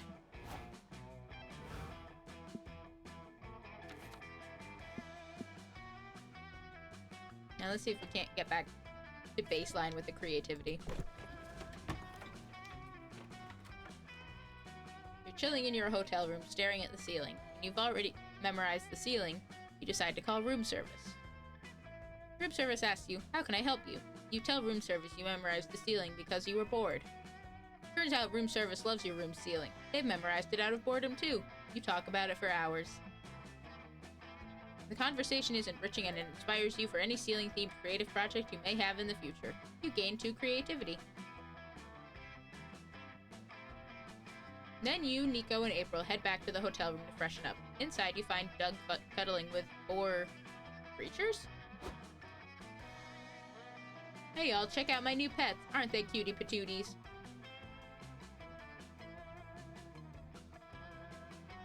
Yes, they remind me of Tribbles if Tribbles had no fur and were giant, scary void larvae. Huh, I guess cuteness really is subjective. Where'd you get these things anyway? Strange old man was giving them away just outside the convention center. Wow, how nice of him. Yeah, he said they make great pets as long as you follow the rules and to take care of them properly. What are the rules? They're, crap, I should have written them down. Uh-oh. I know he said that you must give them ice cream before midnight, or maybe it was that you must not give them ice cream before midnight. Did you give them ice cream already? Yeah, I shared my ice cream with them while we watched the movie. I just couldn't say no to their cutie patootie faces. Well, if the options were feed them ice cream or don't, there's a 50-50 chance you got it right. That's basically a C+. Just then, the critters begin glowing and spinning cocoons around themselves. Uh-oh. The old man said that if they enter their cocoon phase, we only have about 4 minutes to live. What? Ah, rats. I guess it's been nice knowing you all. More like, live for 4 minutes and prosper, unless you can think of a way to stop these things from killing you all.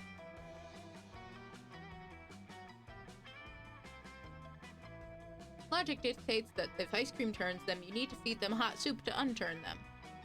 Or, throw them a surprise party. Nobody gets angry at their own surprise party.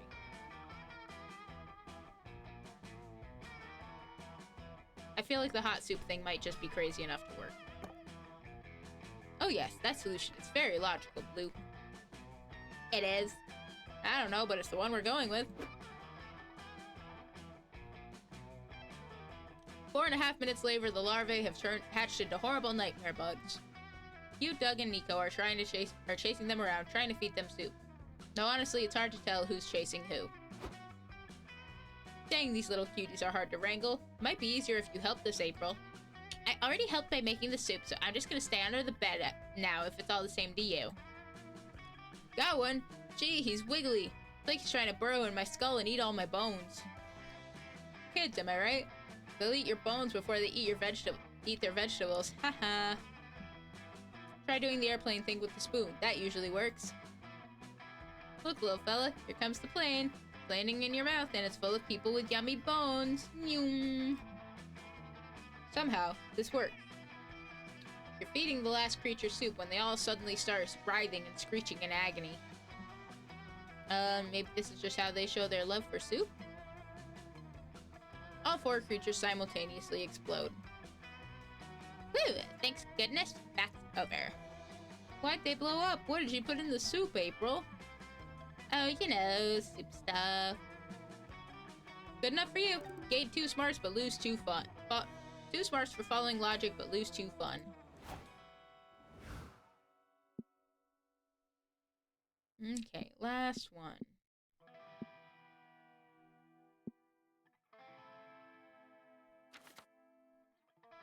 I mean, we're both pretty solidly bold and fun.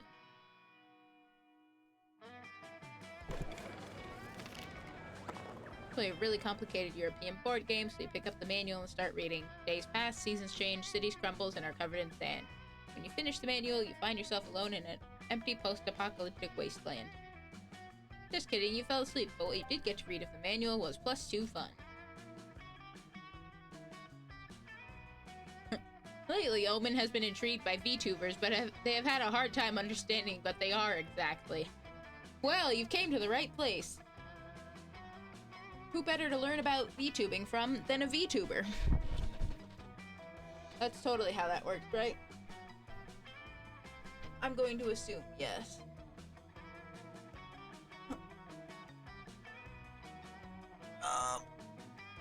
Big stretch. Trying to explain them has proven fruitless, which makes sense considering it took Omen half an hour to grasp the concept of a revolving door. So as they say, show, don't tell. You, April, and Zoe decide to take Omen to a VTuber modeling workshop. You're telling me these virtual avatars command legions of Twitch subscribers? How can I harness this kind of power? Girl, I don't know. When you figure it out, you let me know, okay? The secret to curating a fan base is to know your niche and give the people what they want. You can also make your avatar, like, very hot, which is what a lot of people often want anyway. So lewdness is the secret ingredient? Then why are your avatars clothed? Twitch will wipe your account if you show pornographic content. It's a mistake you only make once. But if I made mine fully clothed, could I put a big handsome cock on their face? Does that count as too lewd? Probably. I wonder if she's thinking about the really nice cock that Liam drew earlier that we ate. This is impossible. I give up on trying to understand this virtual nonsense. This is the revolving doors all over again. But I still want to exert control over strangers. Blue, you design an avatar for me. Hell yeah, I will. I'm gonna do so good at that.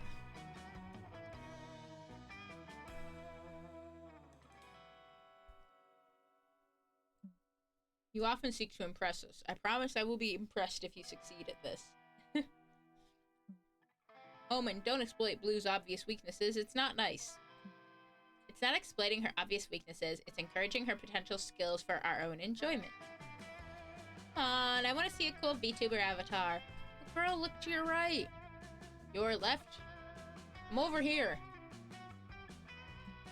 Who am I trying to fool? Let's see some cool avatars. Big bird with a barbed baseball bat. Omen will surely appreciate a fucked up ostrich that instills fear into any potential hater. Or Iron Mama, an adorable take on Omen's themes, but through a much more approachable, cutesy surface. I feel like April would like this, but I don't know. I feel like the ostrich is definitely Omen's cup of tea. Wow, a baseball-playing ostrich is certainly different. Different as in good? Well, Zoe, you know how these creative things go. You can't judge something so subjective. This is objectively not good. Shut up, you two. Are you not odd? It's a big bird with a baseball bat. Ah, I see. Maybe you don't get it because you're too dumb for this. Let me explain. It's fun because ostriches don't usually hold baseball bats. Got it. Omen tests out their new VTuber avatar. They have a great time and it finds an audience? Look, I have a viewer. I told you this avatar was gold. The ornithologists. Whoa, you don't see birds like this on the Nature Channel. I bet they know a thing or two about third base. Oh. Huh. I guess there's a niche audience for everything. Ha! You're done, April. Admit your defeat to me and surrender your Admit your defeat and surrender your channel to me. I am famous. The ornithologist donates $30 to the stream, which Omen uses to treat you all to some fried chicken. You know what? Omen's happy and they bought you chicken. That's a win in my book. You lose 2 charm but gain 2 boldness for choosing the bird with the weapon. Yeah. We've reached the end of the demo again. Did you like it? You can tell us all about it in our official Discord or on social media. at BTFL Glitch on IG, TikTok, and BTFL Glitch and Monster Prom on Twitter. If you want more, consider buying or wishlisting. Thanks for support. Thanks for playing. See you at the con. Well, I've already wishlisted it. I mean, I don't necessarily want to play again, but hitting play again will at least take us back to the title screen. So this was a lot of fun. I'm sure it will be similarly as fun as the prior games have been. And I had a great time even just looking into this. I hope y'all did too. Hopefully you found it. But yeah, like You found it certainly something. so far, what we've got is with our big bads is level 5 to 10, level 10 to 20. Yep. But So I think on that note, Nah. yeah, Quinny good. raided me. Hold on. I think I'm actually gonna Hello. call it. Quinny, thank you for the raid. I'm actually gonna call it here for today. I had a good time again trying out Monster Prom, or I guess Monster Con. Like I said, I hope you all enjoyed yourselves too. And hopefully seeing me play it maybe made you want to check it out a little bit. Here we go, back to the middle. Yeah, I hope everybody enjoyed it, everybody stuck around, or anybody who came in, even just for a little bit. You liked what you saw, had fun, have a nice day, afternoon, night, whatever time of day it is, wherever you're at. I'm thinking, well, we mentioned it earlier, but it looks like Luna Ghost Trick is still going with that D&D tier list of where people are at.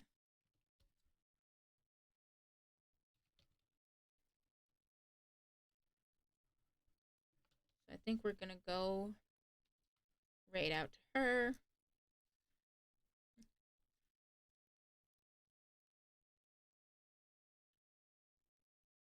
Thank you very much for the raid message, Mr. Desk.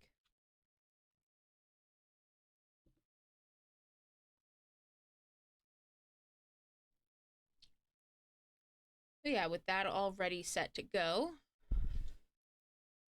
I want to thank y'all again for joining up. Hopefully you liked what you saw with the MonsterCon demo. And if you did, you can go and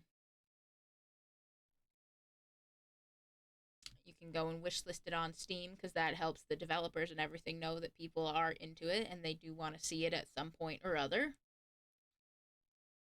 Like I said, I wishlisted it day one as soon as it was available, and I had a lot of fun playing the demo and showing it off to you guys. Hopefully when it comes out, I don't know if it'll be necessarily a day one purchase for me as much as I want it to be. But maybe in the meantime we can go back and play some of the old ones. Until then, I hope everybody has a great rest of your day, night, whatever it is. Take care of yourselves, get some rest, get some drinks, eat good food, all that fun stuff. Either way, you have a good one, okay? And we'll see you next time when the cafe's open. I look forward to seeing you then. Bye-bye. Bye-bye. Love, love, love. Finality, because she has the white hair with purple in the bangs. That's why I love it. And I say she's the moon goddess. Barista.